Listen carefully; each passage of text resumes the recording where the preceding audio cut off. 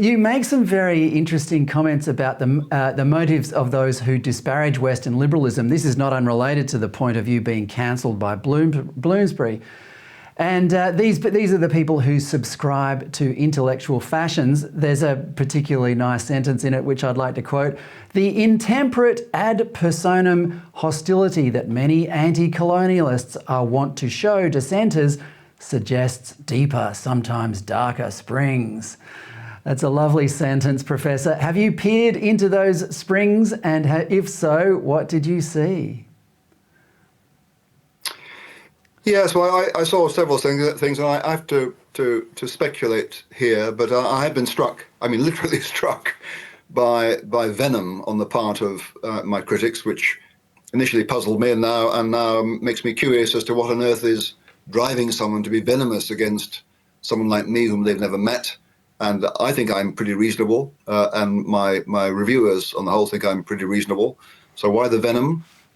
A number of things. I think there is the common human vice of we all love to crusade. We love to be righteous. We love to, in a sense, lord it over other people morally. Makes us feel good. So for some reason, people have decided that people like me are wicked, and therefore we deserve whatever aggression they send our way. It's partly that, although I think I detected, in some cases, an element of hysteria and panic. And looking back, I think part of their aggression against me was that they felt, they intuited that actually I was going to be a threat. And I'm glad to say I have been a threat, because the more I've looked at what they say, the less impressed I've become and the stronger I feel, because I think that the whole complicated truth of the British Empire, the good bits as well as the bad, is manifestly true. Manifestly true. The cardboard cutout caricature that a lot of the illiberals are propagating is just false.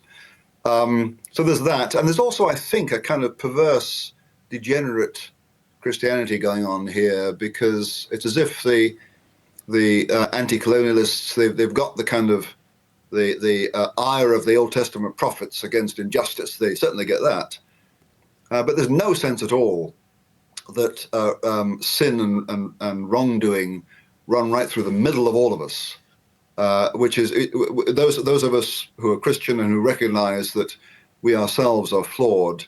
One effect of that is to constrain our attitude toward other sinners. We can't simply round on them with total aggression, because they're like us. So that I think there's actually a spiritual dimension to this aggression. And it's not a good religion.